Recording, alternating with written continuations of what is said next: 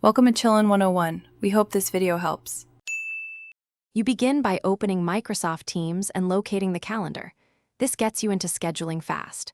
Once signed in, create a new meeting or pick Meet Now for ad hoc calls so you don't lose momentum. Make sure to add a clear title, correct date and start/end times, and set recurrence if needed. This helps attendees plan. You should also add required attendees and a concise agenda in the details pane so participants know why their time matters. Once the basic invite is ready, dig into meeting options to control flow and privacy. You'll choose whether people bypass the lobby, who can present, and whether recording or live captions are allowed. Those settings shape interaction. Make sure to mark required versus optional attendees so expectations are clear, and attach files or links in the description for prep. Also, check time zone settings and add a channel if you want conversation retained in a team workspace for later reference. You start the meeting on time and lead with the agenda so everyone stays focused.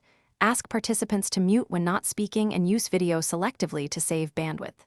During the call, record if needed and save the chat or files to the meeting chat so follow-ups are easy.